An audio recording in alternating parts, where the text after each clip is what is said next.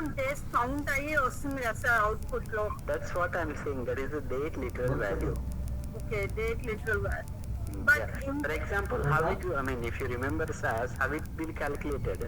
It will calculated, I think, I guess, John 1st, 1960 or 61. I'm not remember exactly. It's been almost 1960, right? Yes sir. Okay. So this is the, what is this? This is the day one, I guess. Yes. Okay. If it's before 1960 dates, it will capture negative values. After this, it is captured positive values. Positive That is the date literal value which we can say. Okay. So this is the SAS part. That's what I said that okay, format, informat, and then you should remember. For example, how you are going to numeric? By input statement. You are going to input. When you are using the input, what you need to give? In format. In formats. Right. When you want to convert it to numeric to character or character to character, what you have to give? In format. No. Put and then format. Statement sir. Yeah, that's a simple. If the date literal value is there, then you can give the any format. That value will convert into the particular format. That's it. Okay. Okay. Okay sir. Okay. So anyway, so in SDTM, so the variable naming convention, okay, so the variable should be less than or equal to 8 characters. So the variable name is less than or equal to 8 characters. Okay, if you go in SDTM any variable, you should not have the more than 8 character variable name. Okay, so the variable label, okay, the variable label is that again less than or equal to how many? I think I have said already previously these two, but anyway, 40 characters. Okay, so this is the two important things. Okay, you should remember variable name is less than or equal to 8 characters and the label is less than or equal to 40 characters. If it exceed 8 characters of your variable, if it exceed the 40 characters of the label, then it will throw the Finacle errors. Okay, that I will let you know later what is the Finacle and all this thing. But anyway, fine. So those two things I just want to update you before we start with the variable level information. Okay, now we are going to discuss the demographics. So the demographics falls under which class?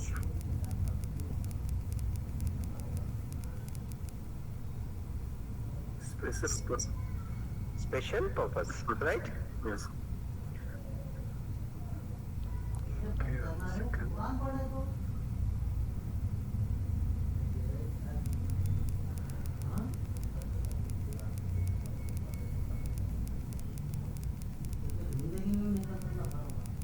Demographics, so basically each and every clinical trial very commonly have this demographic domain. Why? Because the demographic is the one of the important and must and should capture data. So what is the demographics? Demographics is nothing but the name itself is saying the subject demographics. Okay, for example, this is the study, then we cannot disclose the names as per the privacy, and then okay, so the each and every subject will have a one number. So when it comes to the clinical trial, what is the demographic information? Like subject identifiers like site ID, like subject ID, and then site information, site ID. So then race, date of birth, okay, so sex, and then what else? Country. So these are the information subject demographics, okay. So along with some of the important key dates we will have in the demographics domain. Some important key dates, some important like treatment related variables we will have in the demographics. So what are the variables we will have in the demographic? What are the particular variable name, and then what it contains, what kind of data. So that should remember each and every one. So for example, in in the interview someone asks that like particular variable related, you should explain in that way.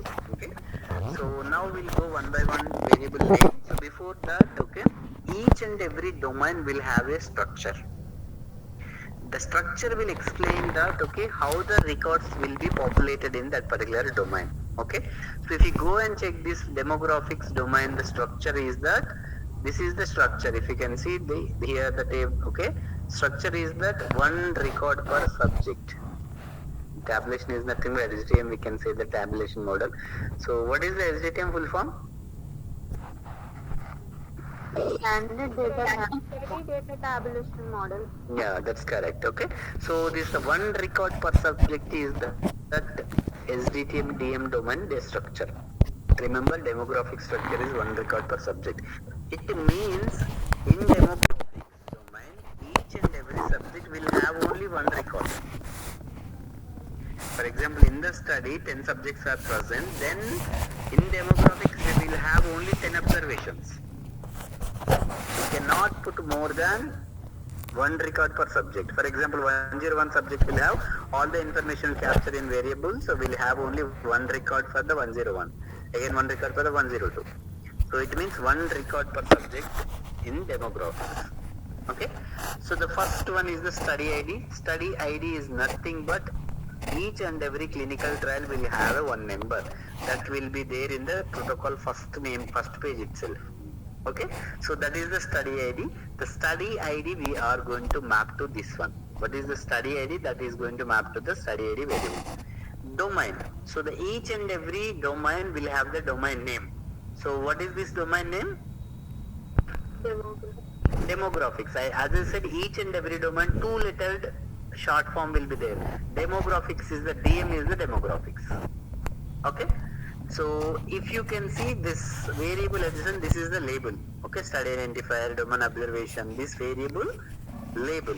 Again, this is the type of this variable, whether it is character or whether it is a numeric, whether it is a date time, whatever the type of this variable, it will explain.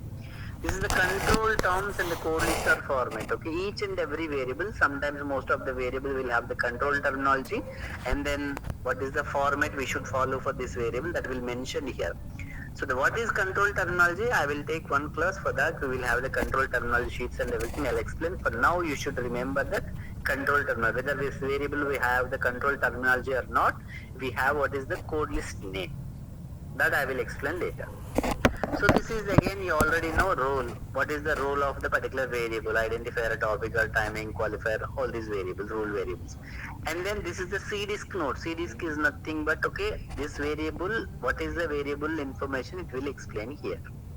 Again, this is the role classification, core classification, whether it is required, expected and permissible. Then the U subject ID. U subject ID is nothing but the unique subject identifier. Okay. So this how we are going to derive is that, okay, by using the study ID, site ID, subject ID, we will concatenate these three variables. Will derive this U subject ID. Unique subject ID means study ID, site ID, subject ID. We will concatenate. Okay. So nowadays, Site ID means? Site ID means it's okay. Wherever the clinical trials is going to happen, most it will be hospital. Each and every hospital will have one number. Data perspective. That is site ID. Okay. Subject ID is that each and every subject will have one unique number. That is subject ID. This is the study ID. So why we want to concatenate these three? It is to get a unique combination number. Nowadays, anyway, the subject ID itself will have the unique number. But previous days, the older days, okay, sometimes, okay, the studies, conducting in across the globe, like 4 or 5 countries. So there will have the multiple hospital each and every country. So there you are going to give the site IDs. Okay. For example, in the USA we'll have the site ID 1, 2, 3, and then in India site ID 1, 2, 3. So now we are talking about the site ID 1, 2, 3. Which site ID? Subject ID 1, 2, 3, subject ID 1, 2, 3. Which 1, 2, 3? For example, in the US also we will have a 101 subject, and in India also 101 subject. But when we are talking about the 101, which 101? You should know. That's why when we are talking identify, for example, in the class we'll have with the same names 4 members. What we will do this? We will call with the initials, somewhat different, right? So to differentiate, the like same here. So we should concatenate the study ID, site ID, and the subject ID to get a unique information. So in this as how we are going to concatenate the variables?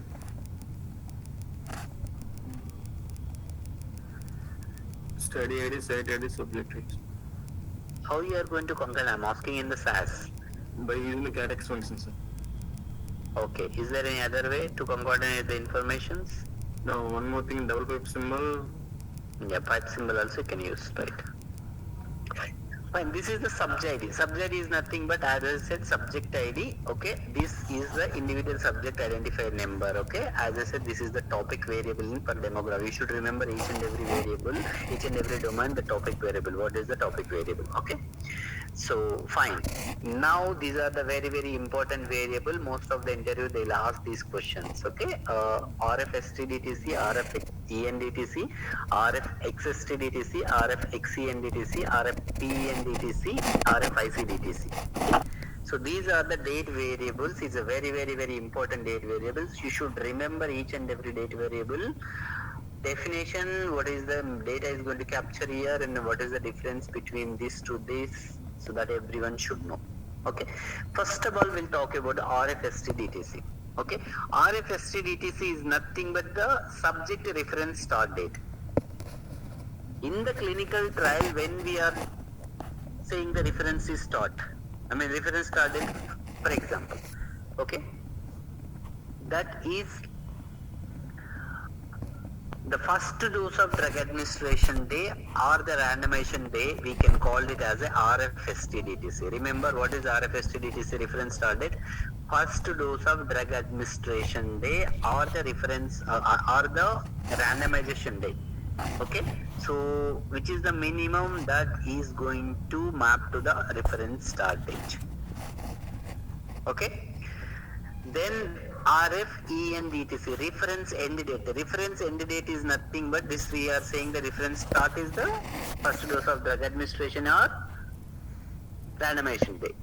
So the RF ENDTC is nothing but the reference end date is nothing but the subject is disposition from the study or the completion of the study. Okay, so what is the disposition? Disposition means Relieving the study, sir. yeah, subject is relieved from study or the terminated from the study, whatever the reason. So subject might be completed the study. As per the protocol, he might complete the study, or in between he disposition from the study. Whatever the way, when the subject is disposition is happened, then that date we can map into the RF ENDTC. Reference end date is the disposition day, and reference start date is the first dose of drug administration day. You should remember these two. Okay. Next, RF XSTDTC. Okay.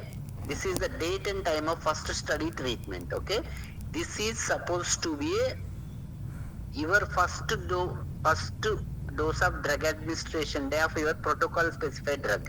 Protocol specified drug is nothing but your test drug. Remember, test drug, whatever the test drug is in the trial, that first dose of drug administration they go to map here. Okay, this is also kind of similar definition, right? That's what everyone confuses that. Most of the interviews will ask that what is the difference between RF STDTC and XSTDTC. So that time you should say that the RF STDTC is the reference start date, which is nothing but it's a randomization day or the first dose of drug administration day, which is the minimum. When it comes to RF XSTDTC, it is the protocol specified treatment first dose of drug administration day.